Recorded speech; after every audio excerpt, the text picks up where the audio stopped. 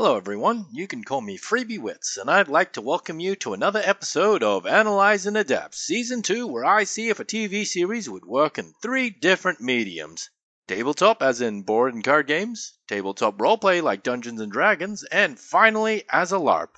Don't forget to like, comment, and subscribe. These little things really do help the channel. Today we're taking a look at Appare-Ranman. For those of you who don't know, Appare-Ranman is an anime about the titular Appare and his quest to science or engineer stuff for the sake of science or engineering. This show takes place roughly when the steam engine is about to be replaced with gasoline. Note that I'm not exactly versed in history, so I have no idea how accurate the show is to said history. My guess, though, is not very. The fact that one of the characters can deflect bullets and cut them in half tells me it's not accurate to reality at all. Anyways, to start with, the show begins with Appare and Kosame being stranded in America far from their home of Japan. With no way back, the two have to make do until Appare finds that there's a competition, a race, that will give them enough prize money to pay their way home if they win it. However, with representatives from big-name car manufacturers, literal criminals, and other driver elites, Appare will have both his driving and mechanical skills pushed to their limit to even have a hope of keeping up with them, especially when his own vehicle started out as a steam-powered boat that got them stranded in the first place. Despite all this, and spoilers, the show isn't just about racing. It's about the characters, it's about bombastic interactions, and of course, about the fights. It's also about Appare's best friend Kosame's ill-fated attempt to stay sane in the face of everyone's insanity. Now with that all said, let's try to turn this experience into a tabletop board game.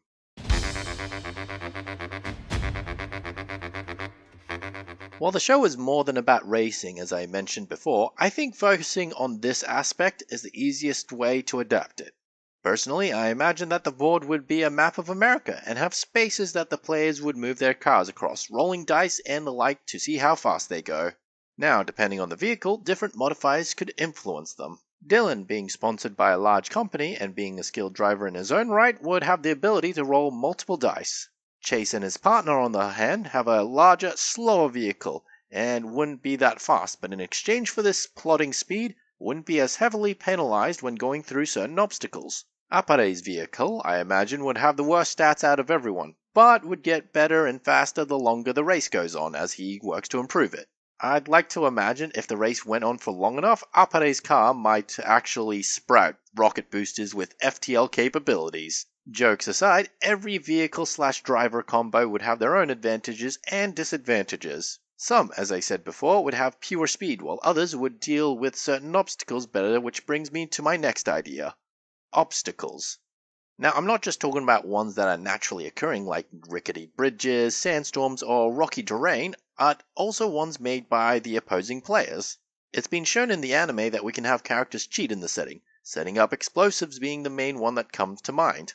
That said, outside of a very specific episode and circumstance, we don't ever see the racers try to directly sabotage each other's vehicles, even when given ample opportunities during their rest periods. That's another thing I want to implement into the game. Rest periods, and what they might mean mechanically. So I'll get back to rest periods in a moment, but in addition to having differing speeds, the racers and drivers and the actual vehicles would also have differing levels of toughness. The more you use the vehicle, the less tough it becomes until it breaks down. During a rest period, a character can repair their vehicle. Now, besides repairing, characters could also refill their morale or their vehicle's fuel. Certain maneuvers would cost fuel and or morale. Certain random events could also burn through these resources. In that regard, the board game could boil down to managing your resources wisely while still finding a way to get out in front of everyone else. Burn through everything too quickly and you might find yourself lagging behind, but stay too conservative and you might not be able to catch up at all. Aspects that deal with the vehicle directly would influence the fuel, while things dealing with the drivers would veer more towards the morale side of things. That said, fuel still gets consumed every turn. Sure, some random events might give you more, and depending on the terrain, might use them less. Things like going downhill, for example, would give the players the option to conserve fuel or let them go even faster at the risk of damaging the vehicle. We could also have a publicity stat. The higher the publicity, the more resources the driver can get whenever they rest. Cheating might be a great way to get in front, but doing it too often might hamstring your ability to refuel when you need it most. Depending on the character, of course, your ability to get stuff would of course vary. Now, with that all said and done, let's move on to tabletop RPGs. Racing in Appare-Ranman might be a bit boring for some of the players depending on how we do things. From what I can tell, the person who has the most to do during the racing part is Appare himself. Now don't get me wrong, Kosame occasionally does things in these segments and the like, but as I said, it's mostly Appare. Now that's not necessarily a bad thing though, and nor is it without precedent. In every tabletop game, most party members are unique in who they are and what they can do. Someone who is an absolute master in every circumstance is a boring character to have around. That's why most tabletop fantasy games have the classical party makeup of tanky warrior, smart mage, and sneaky rogue. When you need someone to sneak somewhere, you get the rogue to do it. If you need a magic rune deciphered, it's time for the wizard to shine. And finally, when you need to fight something, then well, okay, bad examples I guess, since everyone joins in on the fight. My point is, in an ideal situation, everyone gets a chance to shine. Some more than others, based on everyone's preferences, but even the most powerful character in a party shouldn't be the master of all skills and situations.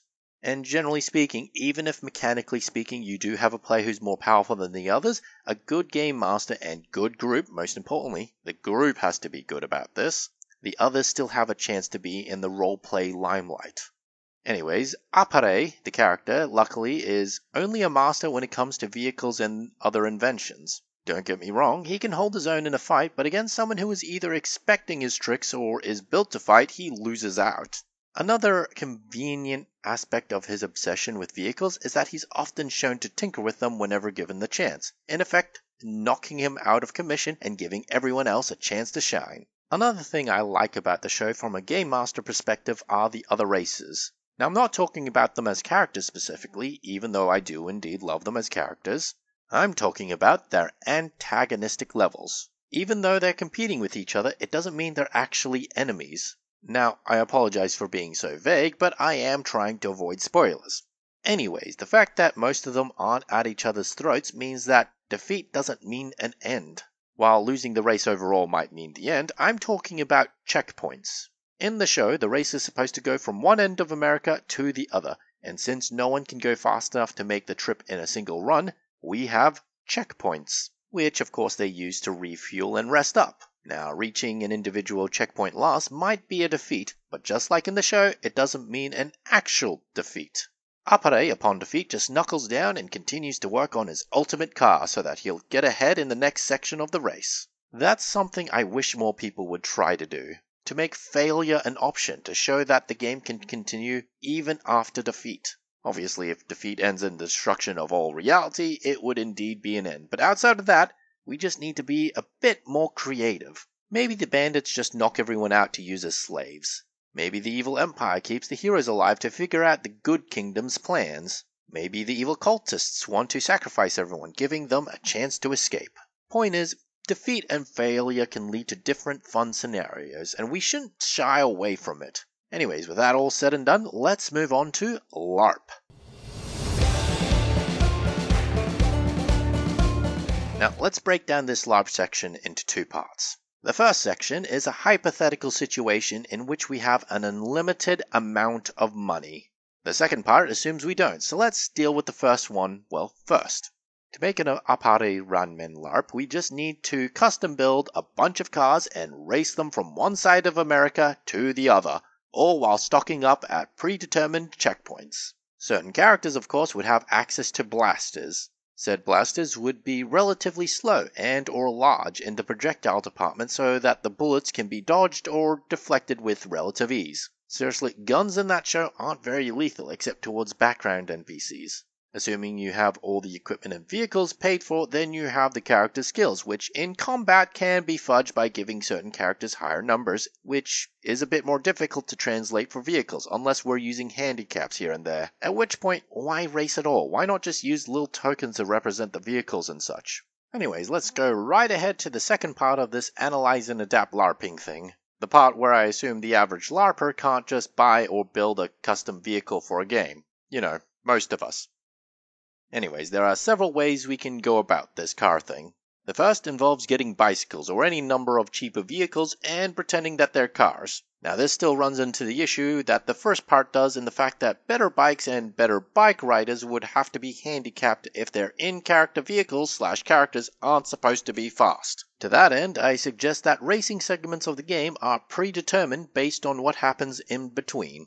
Players could work on their vehicles, either upgrading or fixing them, which could be represented by thematically appropriate puzzles. Maybe there's a part that needs to be found in town and they have to find it themselves. Maybe fuel is scarce and they need to compete with each other to find enough for their vehicles, role-playing with the various NPCs who man this town. Based on any number of predetermined factors, we can then calculate when each vehicle gets to the next checkpoint at what time.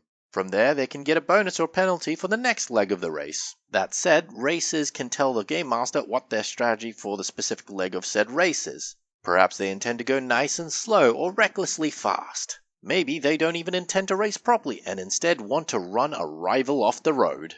Point is, even if they don't directly race in the real world, it doesn't mean they can't influence said race. Racing might not be the main focus of the game in that we would only spend a small time with it in the limelight.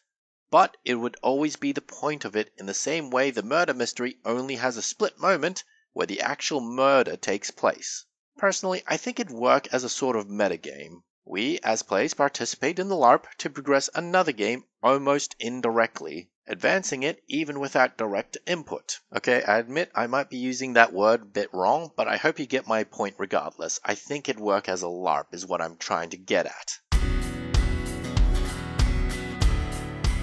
So that's my analysis of Appare-Ranman and how it can be adapted into 3 different mediums. How do you think it'd work? Have any of you tried adapting any elements of racing yourself, and if so, how'd it go? Consider leaving a comment, liking the video, and subscribing. Sharing it would also help the channel. My name is FreebieWits, and thank you for watching. Try saying Appare-Ranman LARPing 3 times really fast. Let me try first. Appare-Ranman LARPing blah blah blah blah blah blah blah blah blah.